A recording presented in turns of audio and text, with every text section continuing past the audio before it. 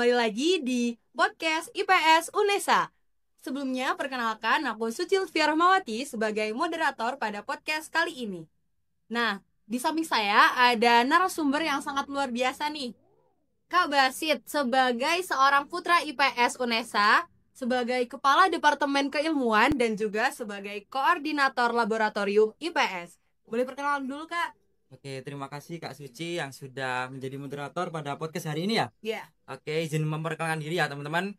Perkenalkan, saya Abdul Basit, biasanya dipanggil Basit. Saya mahasiswa Prodi Pendidikan IPS UNESA angkatan 2023. Saat ini saya semester 5. Sudah dikenalkan sama Kak Suci tadi, bahwasanya saya saat ini alhamdulillah diamanai berbagai experience, pengalaman baru. Yang pertama ada kadep keilmuan di Himpunan Mahasiswa Prodi Pendidikan IPS periode 2025. Yang kedua, saya juga diberi amanah lagi, yaitu menjadi Putra IPS tahun 2025. Dan yang terakhir, saya menjadi koordinator lab IPS. Jadi seperti itu. Salam kenal ya semuanya. Oke, jadi kali ini kita akan membahas sedikit mengenai ke IPS-an nih, Kak. Nah, Oke. dari beberapa teman-teman itu kan banyak sekali mahasiswa baru yang belum mengetahui apa sih prodi IPS itu dan bagaimana cara kerjanya. Kayak gitu. Nah, kita udah melakukan Q&A di Instagram himpunan buat kalian yang udah bertanya. Terima kasih. Nah, sekarang aku bacain buat pertanyaan yang pertama langsung aja ya, Oke, Kak. siap. Oke, untuk pertanyaan pertama, prospek lulusan IPS nih kemana, Kak? Kalau boleh tahu selain menjadi guru. Oke, pertanyaan yang bagus nih. Dari namanya siapa itu? Dari Chong_Hus. Oke, Kak Hus ya. Saya panggil Kak Hus. Untuk prospek lulusan IPS sendiri selain guru itu sebenarnya banyak. Tergantung kalian. Bagaimana kalian mendapatkan pengalaman atau selain di dalam kelas. Contohnya seperti organisasi, ikut volunteer, apapun itu yang ada di organisasi ataupun kegiatan-kegiatan yang lain selain di kelas. Jadi seperti itu. Nah, di situ kalian bakal dapat yang namanya ilmu baru selain menjadi ilmu guru yang dipelajari di kelas. Jadi seperti itu. Contohnya nih, di alumni itu ada yang jadi target, tour guide, itu pemandu wisata. Yang kedua ada pelaku bisnis, pemilik bisnis yang sangat sukses. Dan masih banyak lagi untuk prospek kerja selain guru IPS. Jadi seperti itu, Kak Suci. Oke, jadi untuk prospek kerja di prodi pendidikan IPS ini bukan hanya sebagai guru ya, Kak. Bisa menjadi tour guide, bisa juga menjadi pelaku bisnis Ya, begitu. betul. Oke, kita langsung ke pertanyaan selanjutnya aja ya, Boleh, Kak. boleh. Oke, semester 1 berapa SKS, Kak? Jadwalnya terus dilihat di mana gitu. Oke, kalau mengenai SKS ya teman-teman, kalau misal semester 1, dulu waktu aku semester 1 itu masih 20 SKS. Saya dapat info untuk yang angkatan 2024 itu sudah 22 SKS. Jadi tiap semester, tiap angkatan itu sepertinya beda-beda teman-teman. Untuk lihatnya di mana?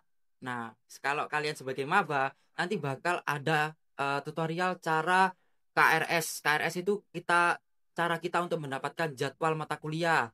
Terus yang kedua nanti akan ada bimbingan dari mahasiswa di himpunan maupun dari prodi. Jadi seperti itu, Kak. Oke, jadi untuk informasi lebih lanjut bisa kita ikuti di PKKMB ya, Kak. Iya, Jadi biar tahu kegiatannya tuh ngapain aja, iya buat pokok betul. kuliah tuh gimana kayak gitu Betul. ya. Jadi kalian nanti pas PKKMB fakultas ataupun di prodi, saya harap teman-teman bisa mengikuti dengan cermat, dengan seksama agar ilmu-ilmu yang disampaikan oleh kakak-kakak panitia nanti bisa kalian dapatkan dan juga tidak kebingungan nih kalau nanti misal kalian melakukan pengambilan jadwal, informasi lain-lain dan apapun itu. Jadi seperti itu. Oke, pastinya sudah terjawab ya untuk teman-teman yang di sana. Kita lanjut ke pertanyaan selanjutnya ya, Kak. Oke, siap. Nah, langsung aja ke pertanyaannya. Min, aku ikut 3 organisasi dan sekarang lagi PSM juga. Hektik kepanitiaan juga. Tips manajemen waktunya, Kak.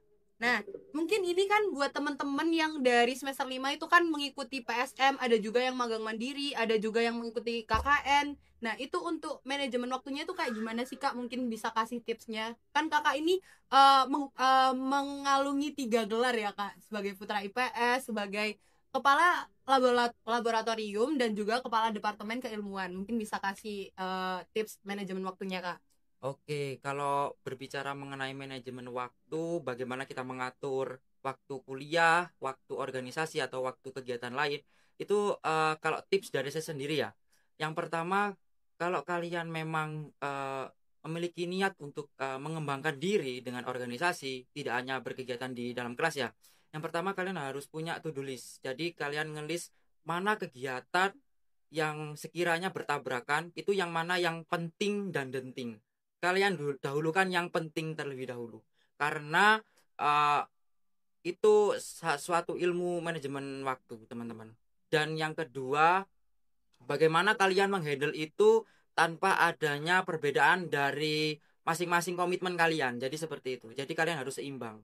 Dan yang ketiga, kalau menurut aku sih, jaga kesehatan sih, teman-teman. Karena meskipun kita sudah memiliki komitmen, sudah memiliki niat untuk mengembangkan diri, kalau kondisi kita kurang fit, maka hal semua itu sia-sia. Jadi seperti itu ilmu dari saya. Oke, jadi awalnya kita membuat to-do list dulu ya, Kak. Yes. Jadi biar kita tahu yang prioritas yang mana. Ya, Tapi kan betul. harus diseimbangkan Harus seperti diseimbang. itu. Dan juga jangan lupa untuk menjaga kesehatan buat teman-teman. Ya. Oke, kita ke pertanyaan selanjutnya nih, Kak. Tadi Boleh. kan ada yang bertanya mengenai gimana cara manajemen waktu yang baik. Nah, itu kan mestinya hektik itu di semester 5. Untuk Kak Basit sendiri nih, kan juga semester 5. Ya. Apa sih kesibukan Kak Basit di semester 5 ini? Mungkin Oke. bisa sharing buat ke teman-teman yang lain. Oke, selain ya, berorganisasi, saya juga di semester 5 ini lagi magang. Jadi saya saat ini posisinya magang, dan magang riset di eh, dosen IPS sendiri. Jadi di magang riset ini saya melakukan penelitian untuk keperluan hasil riset dan juga publikasi. Jadi seperti itu. Di pengalaman riset sendiri, saya menemukan banyak sekali new experience. Yang pertama itu bisa berinteraksi dengan berbagai karakter dari siswa yang saya wawancarai. Yang kedua itu bagaimana saya melakukan adaptasi dengan para narasumber yang saya wawancarai. Jadi seperti itu untuk new experience di magang riset. Oke, jadi di semester 5 itu ada beberapa pilihan ya, Kak. Ada magang Betul. riset. Magang riset bisa di dosen ya Ya, ternyata. bisa. Sendiri juga bisa. Oh, magang riset juga bisa sendiri. Magang mandiri ya namanya. Iya. Oke, jadi ada magang riset, ada magang mandiri, ada juga PSM yang dari pemerintahan ya. Iya. Pemerintah Betul. Surabaya utamanya. Terus itu ada kewirausahaan. Betul. Kewirausahaan, ada juga KKN. Oke, kita ke pertanyaan selanjutnya ya, Kak. Oke. Kita kan di prodi pendidikan IPS nih. Di prodi pendidikan IPS ini apa aja sih kita belajarnya, terus apa aja yang seru di prodi pendidikan IPS ini ketika Oke. kuliah gitu. Oke, kalau berbicara mengenai apa aja sih yang saya dapat di selama kuliah ya. Yang pasti program studi S1 Pendidikan IPS fokusnya adalah menjadi guru di bidang ilmu pengetahuan sosial. Jadi itu adalah ilmu utama. Tapi tidak hanya itu, teman-teman. Kita kan di ilmu pengetahuan sosial ada beberapa ilmu wajib. Jadi ada sosiologi, geografi, ekonomi, sejarah, dan masih banyak yang lain. Jadi kita mempelajari itu semua. Tidak hanya itu, yang paling seru itu ada yang namanya kewirausahaan.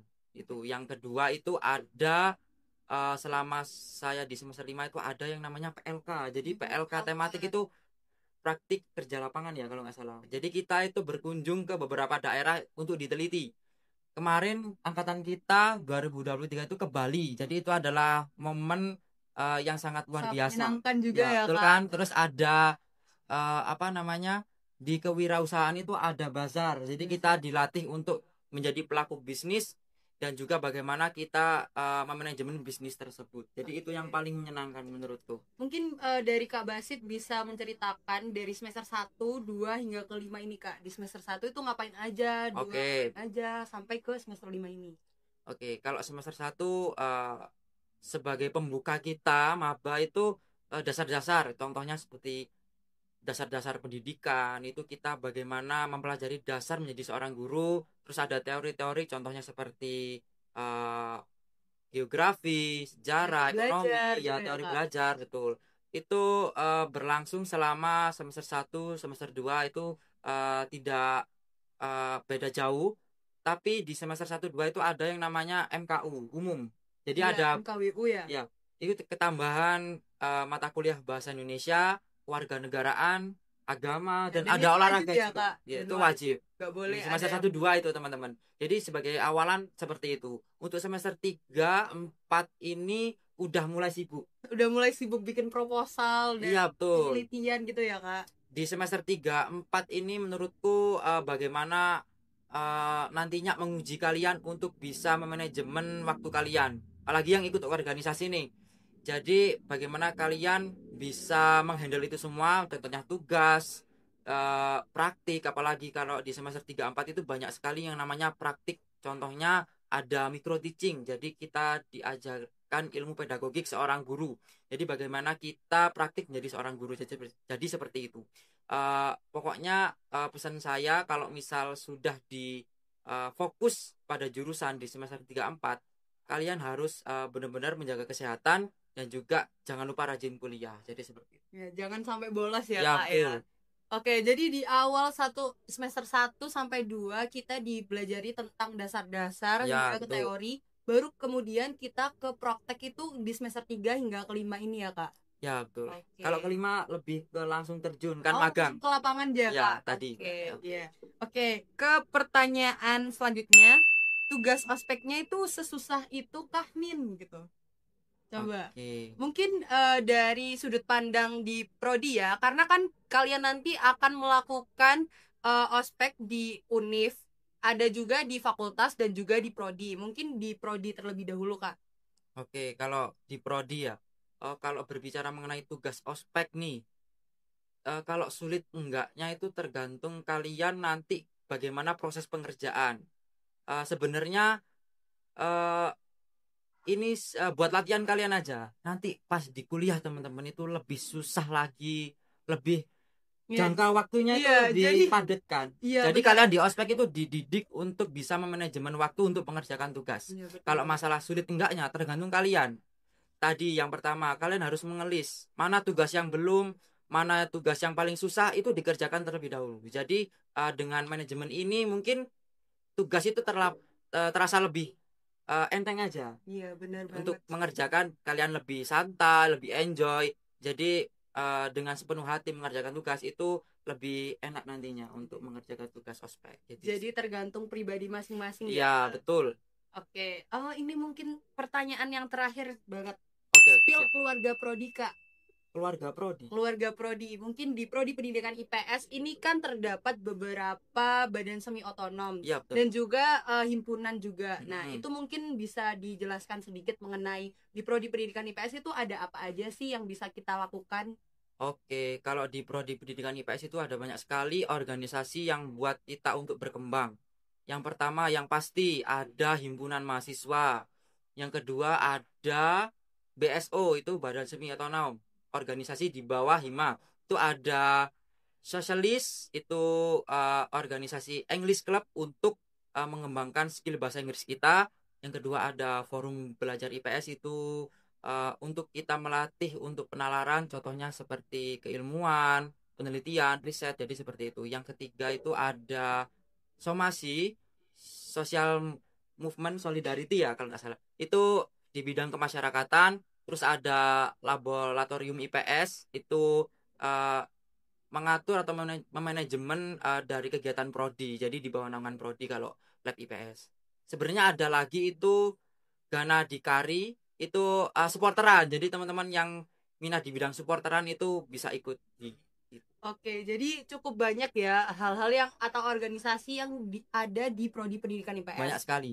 Mungkin buat kalian yang nantinya akan mengikuti atau ingin lebih aktif di organisasi bisa mengikuti salah satu dari BSO yang udah disebutin dari Kak Basit tadi. Betul. Oke, itu tadi pertanyaan terakhir, mungkin sudah ya Kak.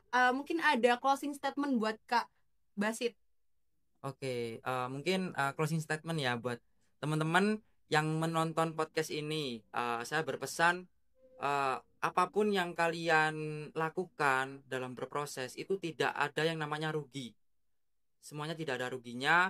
Apapun yang kalian lakukan susah senang, bakal ada yang kalian nikmati nantinya di masa depan. Jadi seperti itu, Kak. Oke. Jadi buat teman-teman kalau misal ada kayak ngerasa kok aku banyak sekali kegiatan tapi nantinya jadinya kayak gimana gitu. Iya, Jadi betul. bisa dilihat kayak pastinya nanti tuh kita nggak ada rugi, ada tabur tuai ya Kak. Jadi Ya, betul. ketika kita melakukan sesuatu pasti kita mendapatkan sesuatu itu dengan baik kalau melakukan dengan baik kayak gitu. Oke, kita nggak terasa ya, ternyata Betul. kita ngobrolnya cukup lama di podcast kali ini. Buat teman-teman yang masih penasaran mengenai Prodi Pendidikan IPS, bisa kalian lihat di Google atau dimanapun di sosial media yang lain, itu pasti ada. Jadi kalian kalau penasaran bisa cek di sosial media Pendidikan IPS. Buat teman-teman yang sudah mendengarkan podcast kali ini hingga sampai akhir, terima kasih dan sampai jumpa di podcast selanjutnya. IPS is Is our our home. home.